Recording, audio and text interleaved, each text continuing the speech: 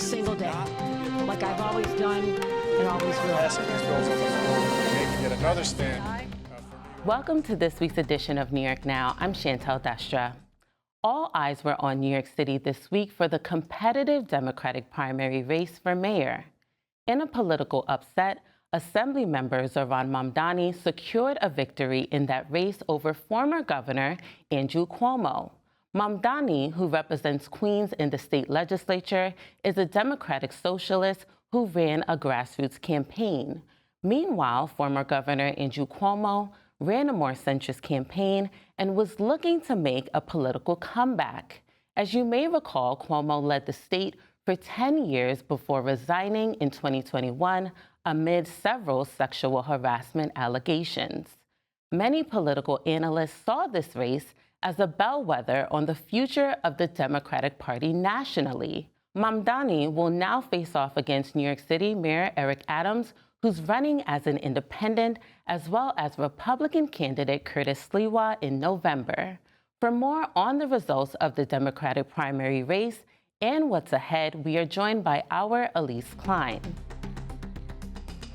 Thank you so much for joining us back in the studio, Elise. Happy to be here. Of course. Now, this week we saw Assembly member Zohran Mamdani secure the victory over former Governor Andrew Cuomo for the Democratic primary race for New York City mayor. How much of a political upset was this win?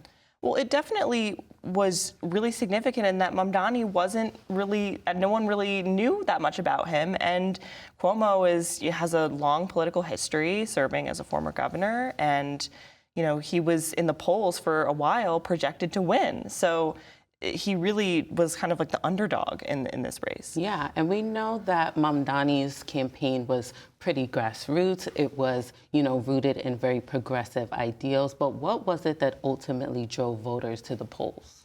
I think that his really down-to-earth, like you were saying, grassroots campaign really did well. He did very well among young voters, among working-class voters. He did really well in the Hispanic community, among Jewish voters.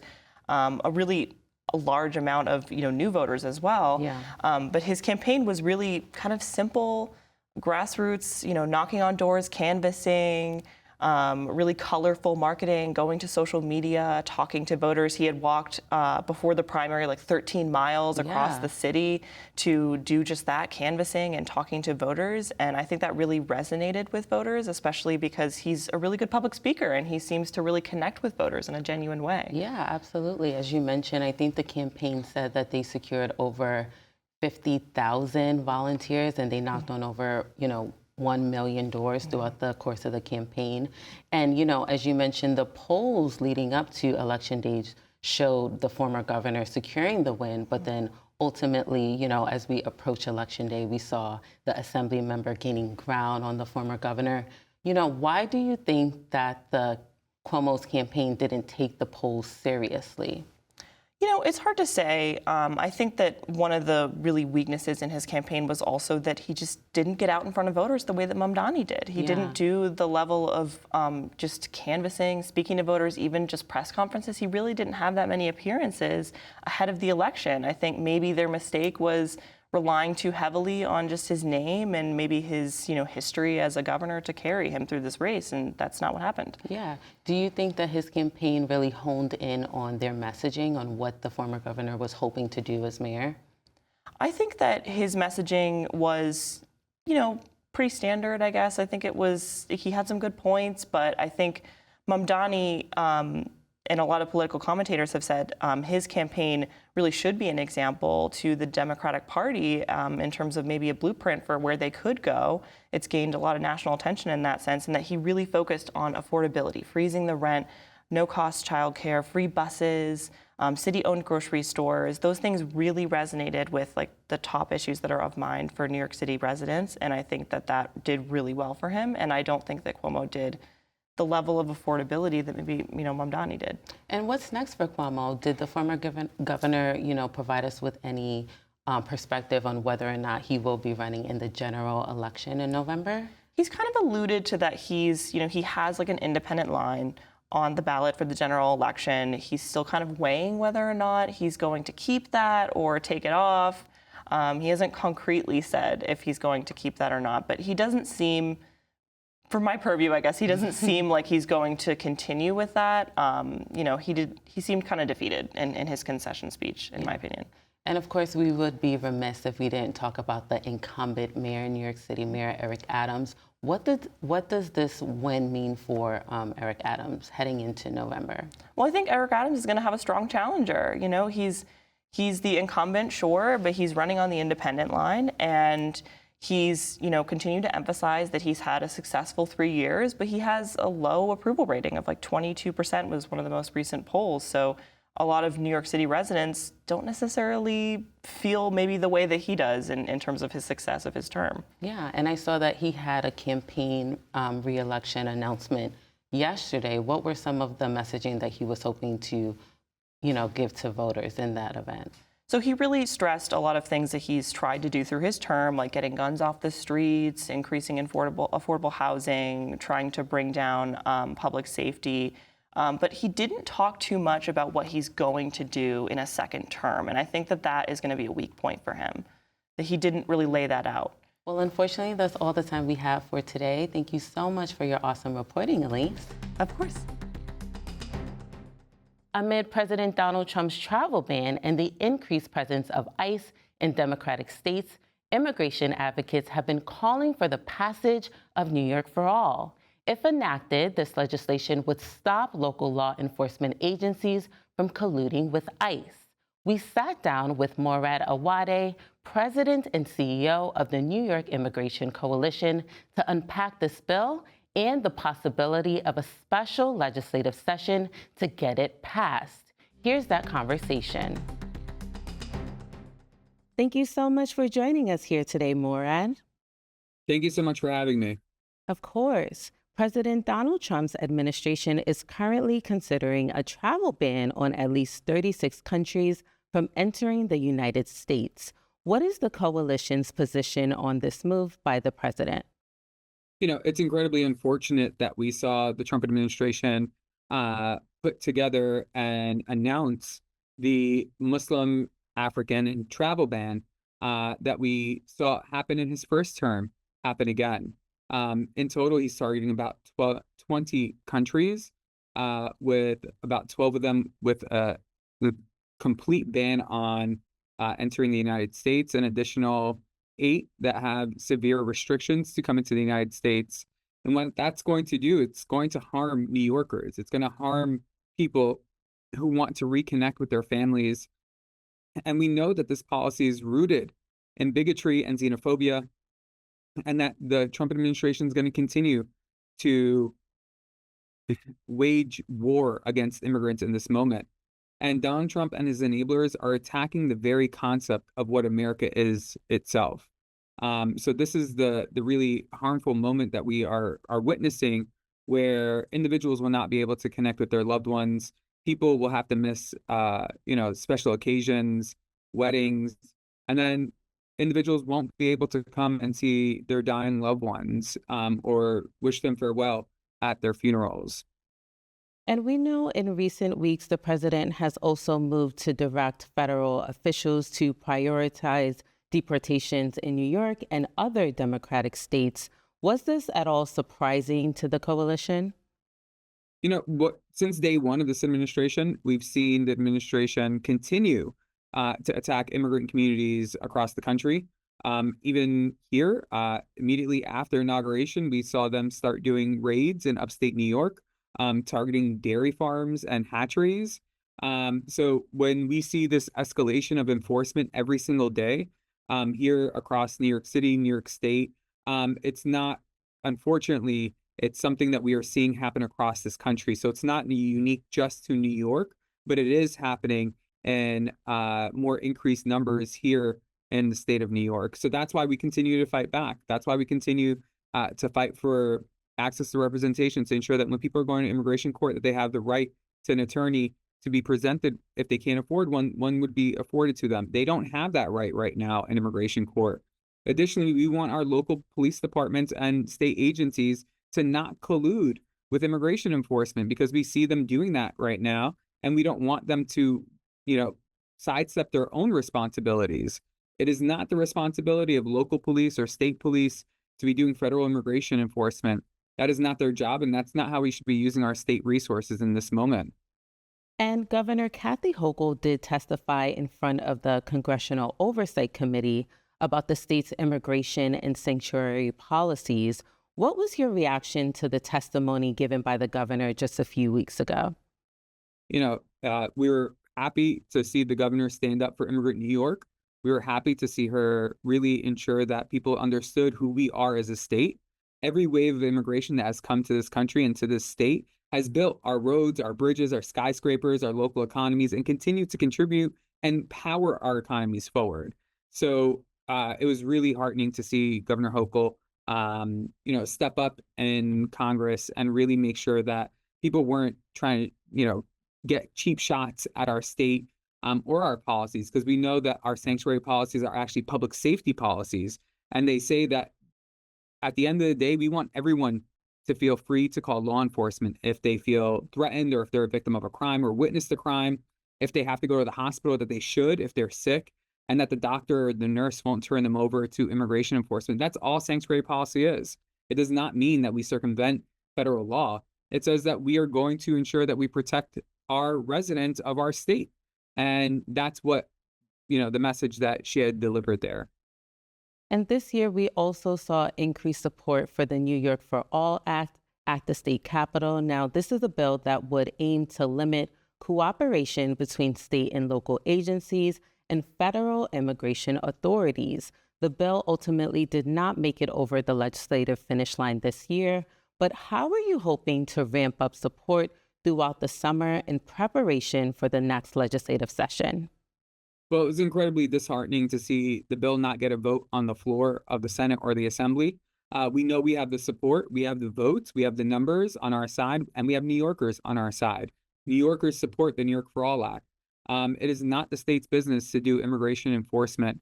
It is the federal government, so we should let them do their job, but we should not be part of that. So it was really disheartening to see the Senate and Assembly not take up the bill and bring it to the floor. We do hear that there might be a special session coming up, and we want them to take it up in the special session so we can protect as many New Yorkers as possible. Unfortunately, that's all the time we have for today, but thank you so much for speaking with us today, Morad. Thank you for having me. And we were speaking with Morad Awade, President and CEO of the New York Immigration Coalition. During the legislative session, state lawmakers passed a bill nicknamed the HEART Act.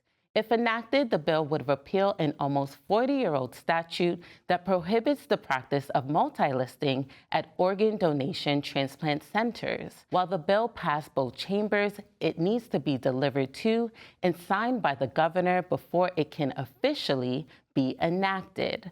Our Elise Klein dove into the support around the bill and the push for other organ donation priorities in the state. Here's that story.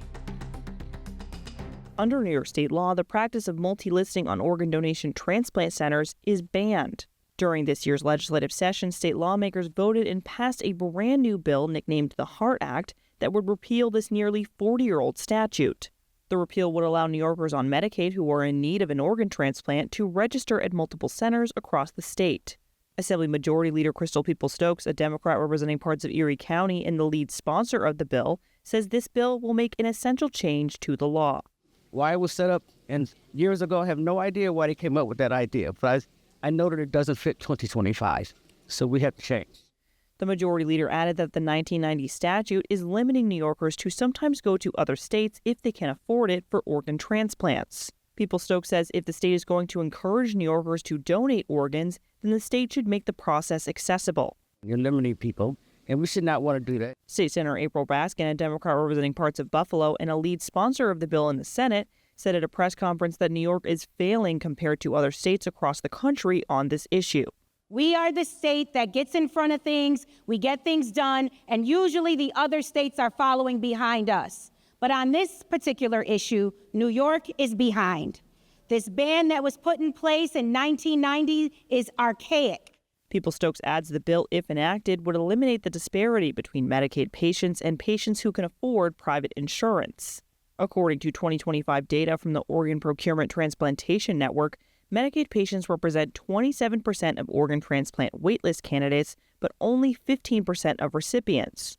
The 2025 data shows in comparison that patients with private insurance constitute 35% of waitlist candidates and account for 37% of performed transplants. People who are on Medicaid don't have the option of, say, going to apply in Buffalo and apply it at a hospital in New York City or apply at the hospital in Rochester. You can't multiple apply. You can only apply to one place. And that is ultimately, in my mind, a disparity. Lise Kaler, the director of transplantation at Erie County Medical Center, says patients' ability to get on more than one transplant waiting list can improve their chances of getting one. People that multi-list is what the name is for it. If they multi-list, getting on more than one transplant center, either in the state or out of the state, are twice as likely to get a kidney transplant, twice as likely to get a liver transplant, and will get that transplant faster, sometimes double as fast. Kaler adds that transplant centers have varying wait times, and often patients needing transplantation don't have a lot of time to wait. There's a large amount of patients that die or become too sick while waiting and never get a transplant. That's a very unfortunate part of transplantation. And by being able to get on more than one list, that mitigates that problem. 11-year-old Peyton Archie from the Capital Region has had 2 heart transplants in her life. When she was 7 years old and in need of her second heart transplant, she suffered several heart attacks and strokes while waiting for a transplant. Her grandmother, or Glama, Delisa Archie, said it was scary to nearly lose her grandchild. February 13th, she had her first heart attack. It was 8 minutes long. And I just remember almost feeling like a cliche in a movie. Like I was screaming everything to her. Like, don't leave me, come back, don't go to the light. I didn't know what to scream, but I was outside her door just screaming, come back to me, Peyton, don't leave us. Delisa stresses that enacting the Heart Act would give many people in need of an organ transplant a better chance at getting the life-saving care she's thankful Peyton was able to get. It's important because time is not on their side. While Peyton was waiting, she had 2 heart attacks. One was 90 minutes long.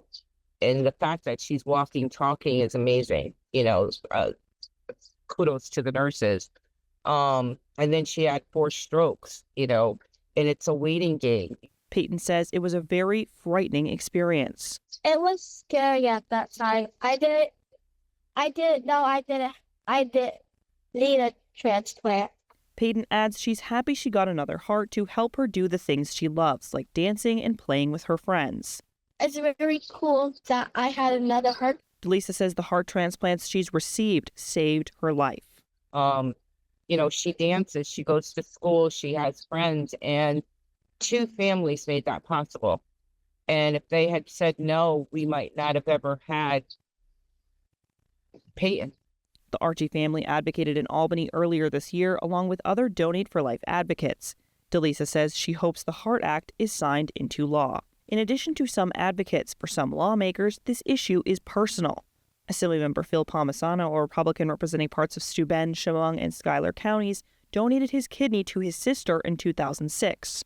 Teresa, she was a juvenile diabetic, and because of it, it impacted her whole body, and she ultimately needed a new kidney.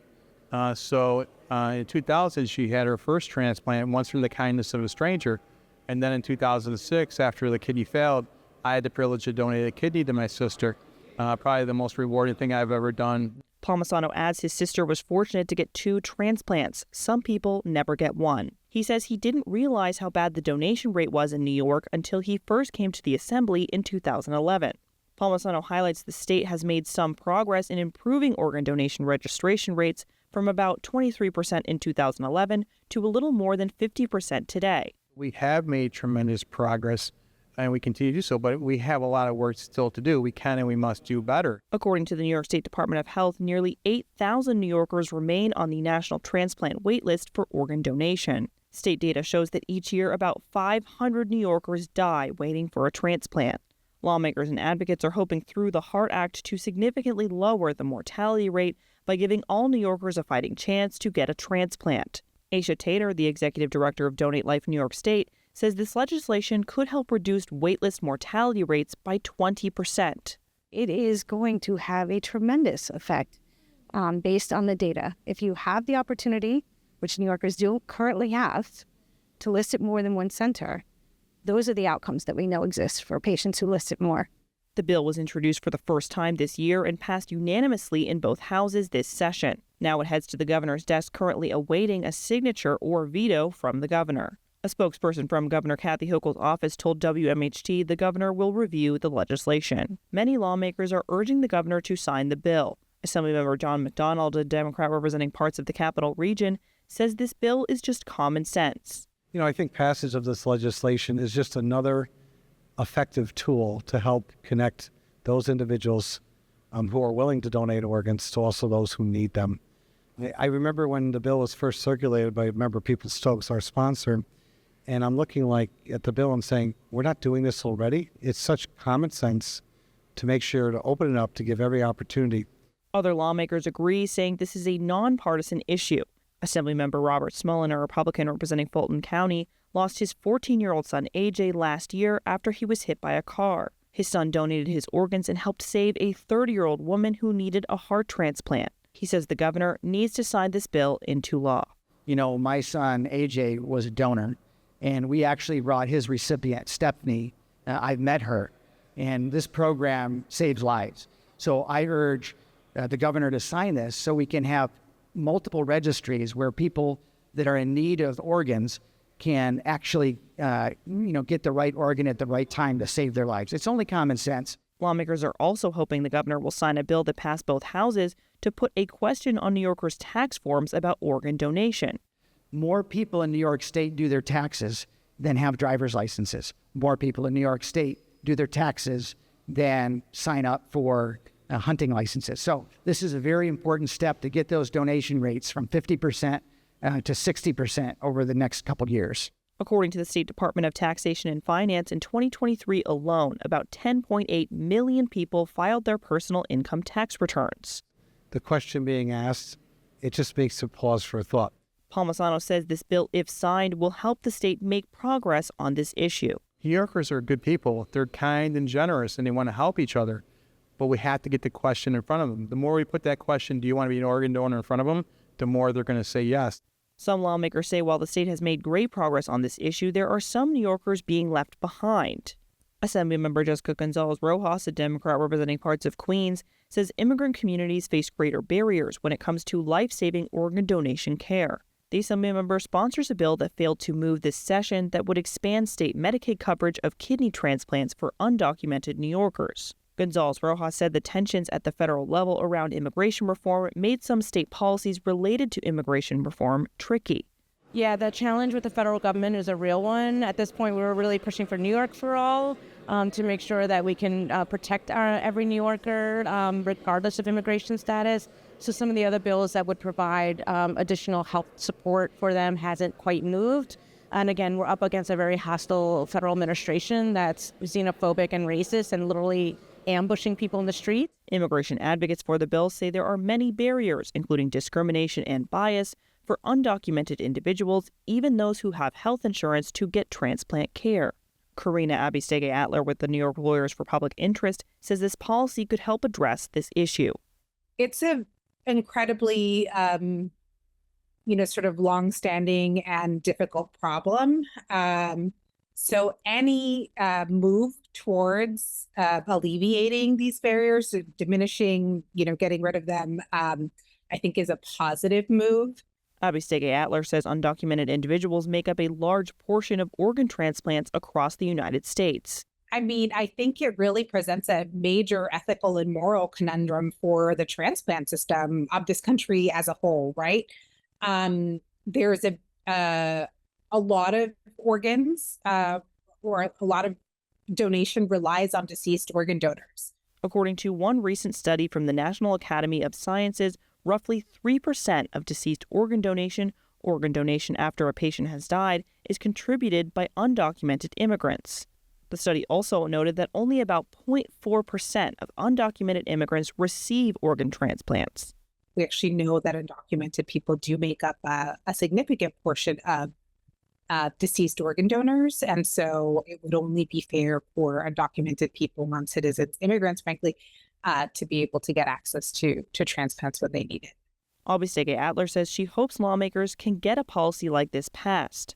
Gonzalez Rojas says she intends to push for this bill next legislative session. Health is a human right and shouldn't matter anyone's status when we're talking about accessing organ donations. Every life matters, and some of this can be life-saving for people who are contributing to our state and our economy and our communities. And, you know, this is about equity and dignity and justice for every New Yorker. Although the bills passed both chambers, it is unclear at this time when they will be delivered to the governor's desk. Once the HART Act and the tax reform bills are delivered to the governor's desk, she will have about 30 days to review and act on them, either signing them into law or vetoing them. Elise Klein, New York Now. Well, that does it for this edition of New York Now. Thank you for tuning in, and see you next week.